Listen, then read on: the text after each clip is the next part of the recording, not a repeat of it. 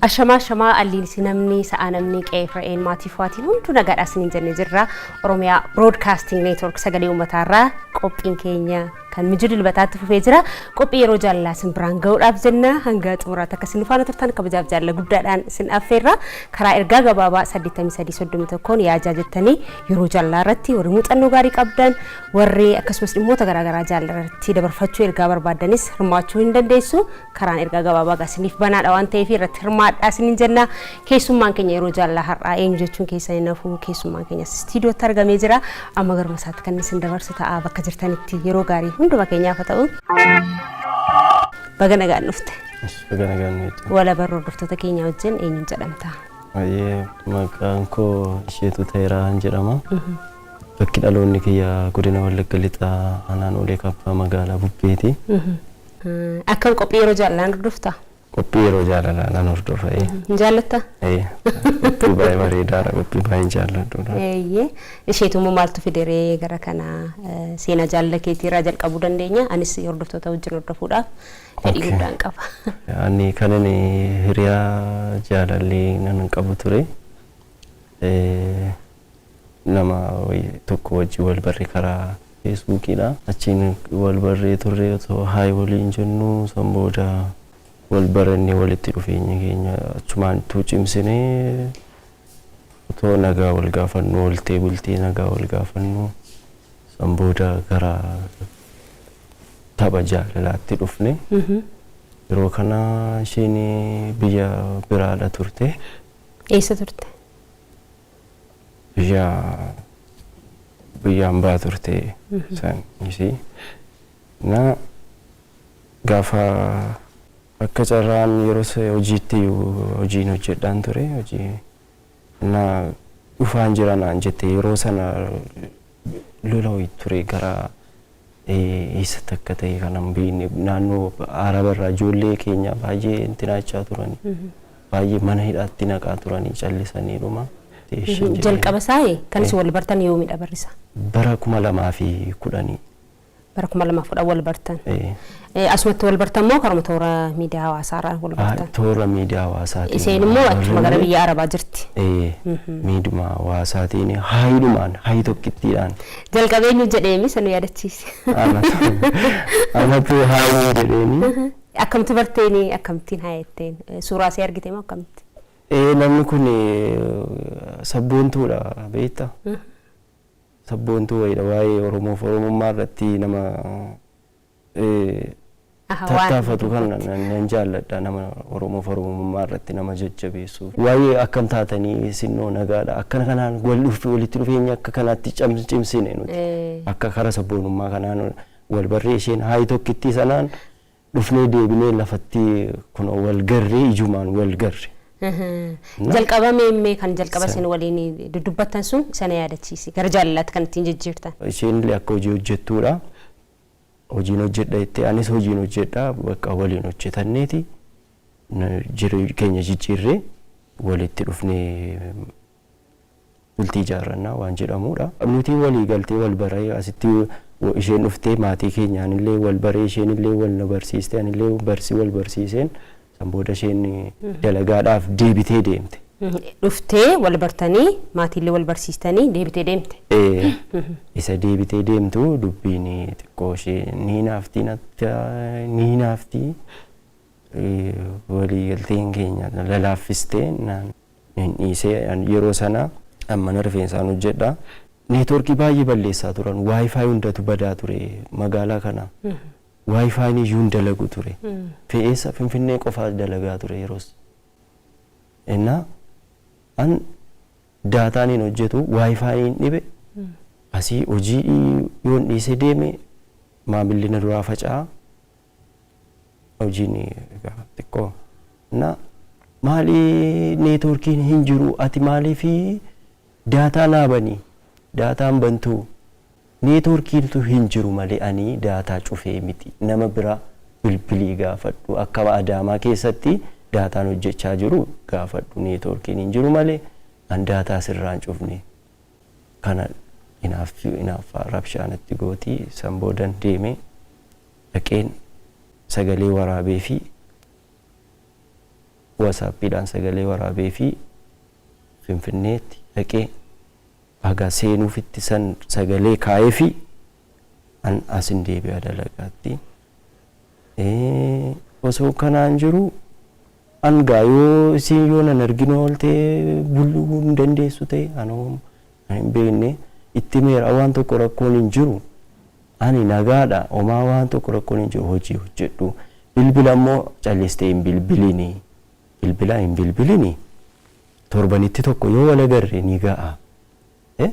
Neetworkiin hin jiru torbanitti tokko immoo akkuma ta'etti an sin argaa deemee dhufee si argaa jedhee akkanatti Finfinneetti deddeebi'een dhugaadha yeroo sana akkasittiin sagalee waraabee fi ergaa ture.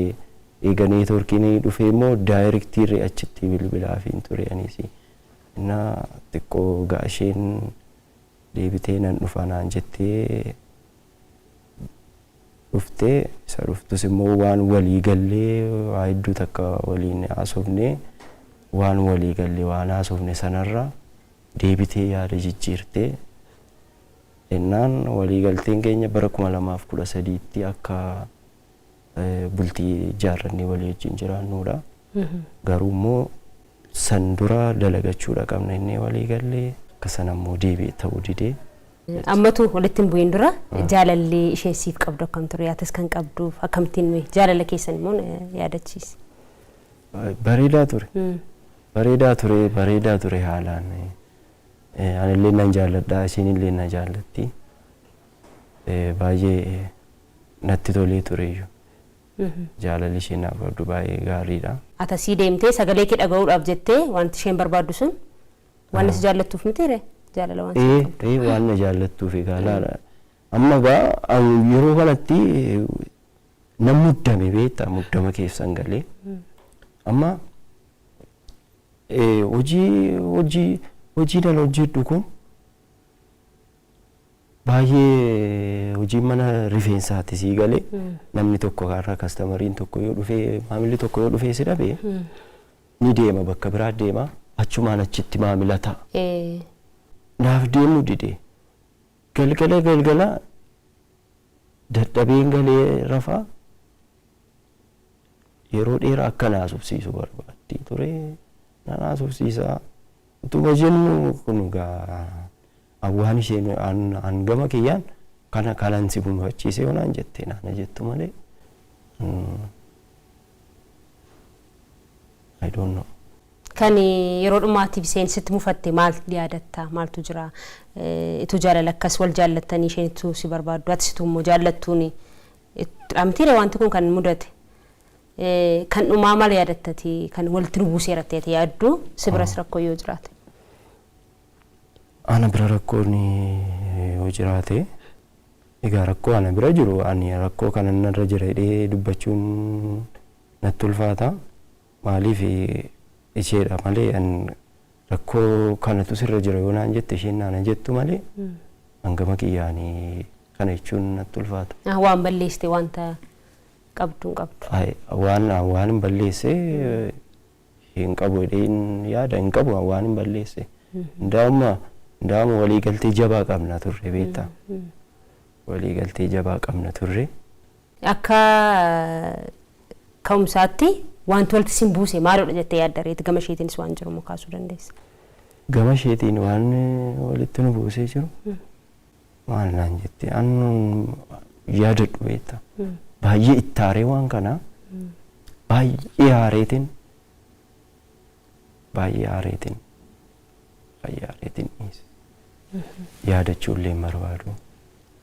yaadachuullee barbaadu kana booda jiru haaraa achuu barbaada. Miidhaadha hojii wal qabatee jaalala ishee hojii qabdu kana keessatti an kana miidhameera wanta jettu maaludha? Bakka itti miidhameera bakka naaf ga'a bakka dubbachuun barbaadu yaadachuus hin barbaadu. Isheen haa dubbattu yoo carraa argatte ishee haasofsiisi. Biyyuma arabaa jirtee ammayyuu? Yeroo tokko dhufee naan jette egaa achi deemtee dhufteeyyuu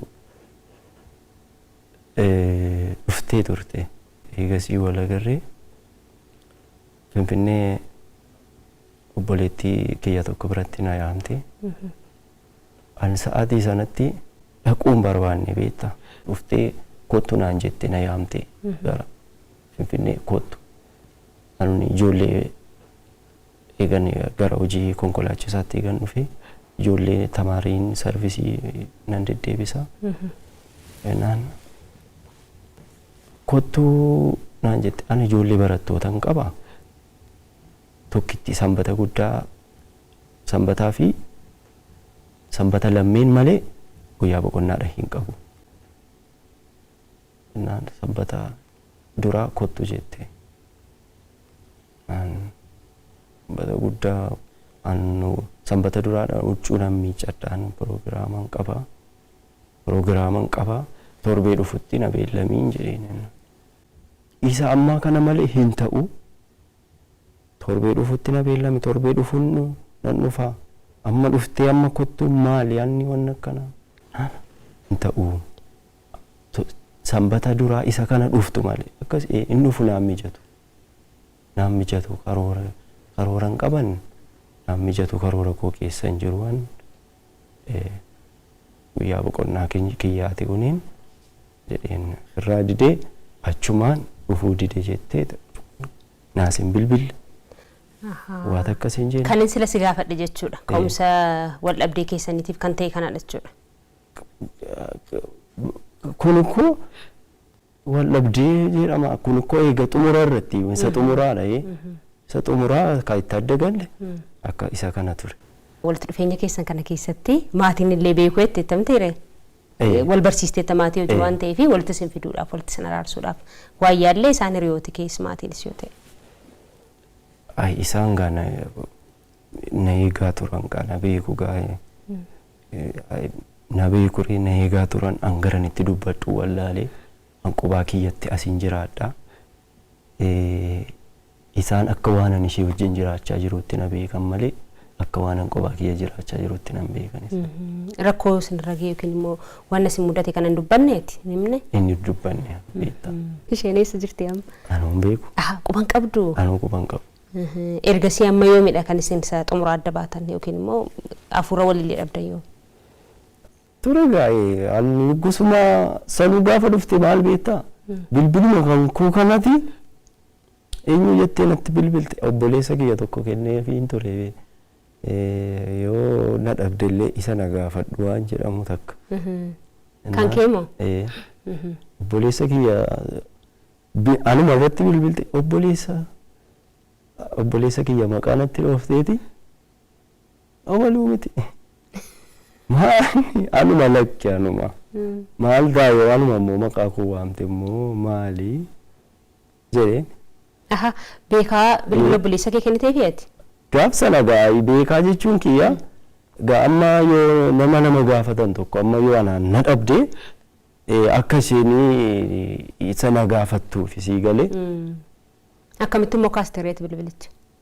Maal anuma irratti bilbiltee maqaa obboleessa kootii isa miti naan jetteenaan lakki anaa asheedha maali anumadha malee isa miti haasii jette anaa akka biree nagaa fayyaa dhuftee dhufeen as jira yoom dhufte akkas akka maaliif immoo bilbilleree sanuu laal argitee amma too jaalalli jiraate namni dhufaan jirallee jedhee namaa bilbila beeki jaalalli soban barbaachisu. Soba wajjin waliif faallaadha. Soba jaalala keessa fidanii barbaachisu. Isheetuun soba meerattee yaaddaati? Jaalala kana keessatti.